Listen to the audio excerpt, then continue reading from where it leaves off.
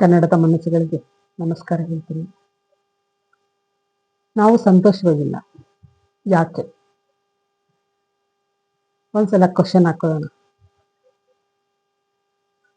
ಏಕೆಂದ್ರೆ ಮನುಷ್ಯನಿಗೆ ಏನೇ ಸಿಕ್ಕಿದ್ರು ಅದು 1 ದಿವಸ 2 ದಿವಸ 3 ದಿವಸ ಹೊಸದಾಗಿ ಕಾಣುತ್ತೆ. ಕಾಲ ಹೋಗ್ತಾ ಇದ್ದಂಗೆ ಅದೆಲ್ಲ ಅಂದ್ರೆ ಮೌಲ್ಯ ಕಳ್ಕೊಳ್ಳುತ್ತೆ, ಅದ್ರ ಬೆಲೆನ ಕಳ್ಕೊಳ್ಳುತ್ತೆ. AC ಆನ್ ಆಗುತ್ತೆ, ಆದ್ರೆ ಸಂತೋಷ ಇರೋದಿಲ್ಲ.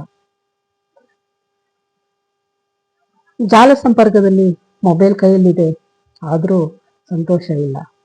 ಆದ್ರೆ ನೆಟ್ವರ್ಕ್ ಹೋದ್ರೆ ಮಾತ್ರ ಇಡೀ ಪ್ರಪಂಚನೇ ನಮಗೆ ಮುಳುಗ್ದಂಗಾಗುತ್ತೆ. ಸ್ವಂತ ಮನೆ ಇದೆ, ಸಂತೃಪ್ತಿ ಇಲ್ಲ. ಪಕ್ಕದ ಮನೆ ದೊಡ್ಡದಾಗಿದೆ ಅಂತ ಅದ್ರ ಬಗ್ಗೆ ನಾವು ಯೋಚನೆ ಮಾಡ್ತಾ ಇರ್ತೀವಿ.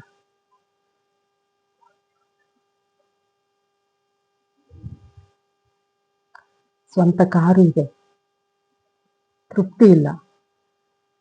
ಅವರಿವರ ಕಾರ್ ದೊಡ್ಡದು, ಅವರು ನಮಗಿಂತ ಬೆಲೆ ಬಾಳೋ ಕಾರ್ ಇಟ್ಕೊಂಡಿದ್ದಾರೆ ಅಂತ ಯೋಚನೆ ಮಾಡ್ತಾ ಇದ್ದೀನಿ. ಅಂದ್ರೆ ಮನುಷ್ಯನು ತನ್ನ ಸ್ವರ್ಗದಲ್ಲಿ ನಿಂತು ಇನ್ನೊಬ್ಬರ ಸ್ವರ್ಗದೊಂದಿಗೆ ತನ್ನನ್ನು ಹೋಲಿಸಿಕೊಂಡು ದುಃಖ ಪಡ್ತಾ ಇದ್ದಾನೆ ಅಲ್ವಾ? ಆದರೆ ಇದೇ ಭೂಮಿಯ ಮೇಲೆ ಮತ್ತೊಂದು ಜಗತ್ತು ಇದೆ.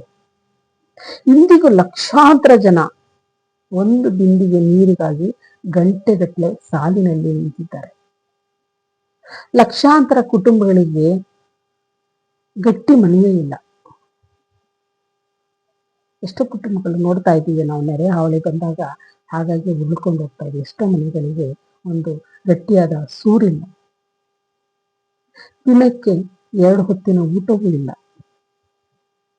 ಮಕ್ಕಳ ಕನಸುಗಳು ಶಾಲೆಯ ಬಾಗಿಲು ತಲುಪುವ ಮುನ್ನವೇ ಒಡೆದು ಹೋಗುತ್ತವೆ. ದೇಹ ಮುಚ್ಚಿಕೊಳ್ಳಲು ಸರಿಯಾದ ಬಟ್ಟೆಗಳೂ ಇಲ್ಲ. ನಾವು ಸಾಮಾನ್ಯ ಎಂದು ಭಾವಿಸುವ ಸೌಲಭ್ಯಗಳೇ ಮತ್ತೊಬ್ಬರಿಗೆ ಜೀವನದ ದೊಡ್ಡ ಕನಸು. ನಮ್ಗೆ ಅದೆಲ್ಲ ಕಾಮನ್ ಆಗಿದೆ, ಆದರೆ ಅವ್ರಿಗೆಲ್ಲ ಅದು ಇಂಪಾರ್ಟೆಂಟ್ ಆಗಿದೆ. ನಮ್ಗೆ AC ರಿಮೋಟ್ ಸಿಗ್ಲಿಲ್ಲ ಅಂದ್ರೆ ಕೋಪ ಬಂದ್ಬಿಡುತ್ತೆ. ಅವರಿಗೆ ಬಿಸಿಲಿನಿಂದ ತಪ್ಪಿಸಿಕೊಳ್ಳಲು ಮರದ ನೆರಳು ಸಿಗೋದಿಲ್ಲ. ನಾವು ಡಯಟ್ ಮಾಡ್ಲಿಕ್ಕೆ ಚಾಟ್ ಹುಡುಕ್ತಾ ಇರ್ತೀವಿ, ನಾವು ಅದು ತಿನ್ಬಾರ್ದು ಇದು ತಿನ್ಬಾರ್ದು ಅಂತ.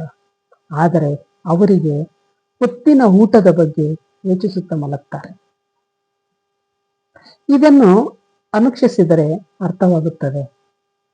ಸ್ವರ್ಗ ಮತ್ತು ನರಕ ಎನ್ನುವುದು ಸಾವಿನ ನಂತರ ಸಿಗುವ ಸ್ಥಳಗಳಲ್ಲ, ಅವು ಇಲ್ಲಿಯೇ ಇವೆ. ಈ ಭೂಮಿಯ ಮೇಲೆಯೇ, ಈ ನಗರದಲ್ಲಿಯೇ, ಈ ಬೀದಿಯಲ್ಲೇ, ಕೆಲವೊಮ್ಮೆ ಒಂದೇ ಗೋಡೆಯ ಆಚೆ ಈಚೆಗಳಲ್ಲೇ.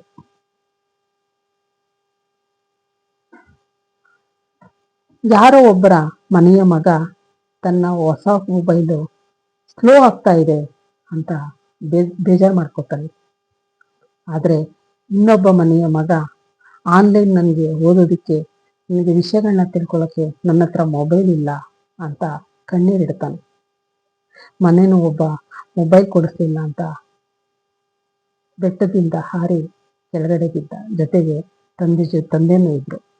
ಎಷ್ಟು ನೋವಾಗುತ್ತಲ್ಲ ಇದನ್ನೆಲ್ಲ ನೋಡಿದಾಗ.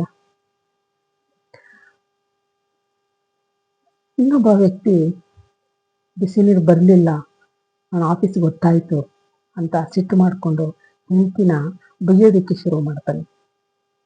ಅದೇ ಇನ್ನೊಂದು ಕಡೆ ಒಬ್ಬ ವ್ಯಕ್ತಿ ನನಗೆ ಕುಡಿಯಲಿಕ್ಕೆ ನೀರು ಸಿಕ್ಕಿದ್ರೆ ಸಾಕು ಅಂತ ದೇವರ ಹತ್ರ ಪ್ರಾರ್ಥಿಸ್ತಾನೆ. ವ್ಯತ್ಯಾಸ ಪರಿಸ್ಥಿತಿಗಳು ಇಷ್ಟೇ, ಎಲ್ಲ ನಮ್ಮ ದೃಷ್ಟಿಕೋನದಲ್ಲಿ ಇದೆ. ಕೆಲವರು ಕಷ್ಟದ ಪರಿಸ್ಥಿತಿಯಲ್ಲೂ ನಗುವುದನ್ನು ಕಲಿತಿದ್ದಾರೆ. ಇನ್ನು ಕೆಲವರು ಎಲ್ಲ ಸೌಕರ್ಯಗಳ ನಡುವೆಯೂ ದೂರುಗಳಿಂದ ಹೊರಬರಲಾರರು. ಎಷ್ಟೇ ಸೌಕರ್ಯ ಇದ್ರೆ ಏನಾದರೂ ಒಂದು ಕೊಂಕು ಮಾತುಗಳನ್ನ ಹೇಳ್ತಲೇ ಇರ್ತಾರೆ.